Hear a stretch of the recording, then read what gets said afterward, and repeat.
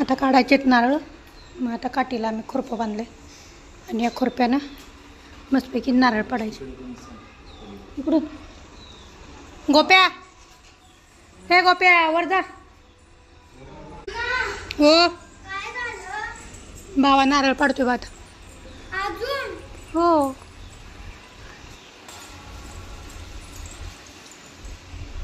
Sir Janvi. हा sir बाजू. एवढे असे नारळ लागलेत, याने लागलेत काढायला. कणका घेऊन तर आम्हीच जाणार आहे. हे या कमान कमान.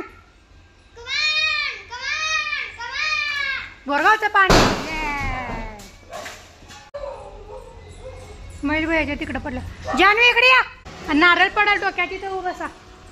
नंतर मग बाबा मामा सोलून देते. बाबा मामा देते सोलून नंतर.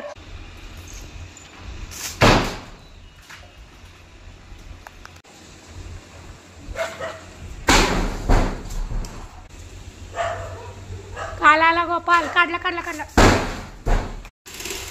तिथं वाळलेलं लोंबकळ ते नव्हतं डसल्याचं. काटे नाही तेवढी. हे जान्हवीला, हे तन्वीला. कसं आहे नारळ? तनू तू पिणार नारळ पाणी? पिणार का?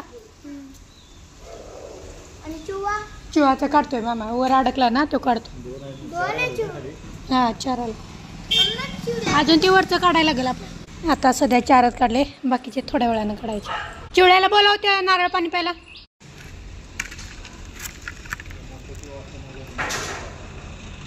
असं मस्तपैकी घरच्या नारळाचं नारळ पाणी प्यायचं. तुम्हाला एक मला एक. माझ्यासाठी पडलं ना. नवरा बायकोसाठी नाही पडणार तर कोणासाठी पडणार? हे चला.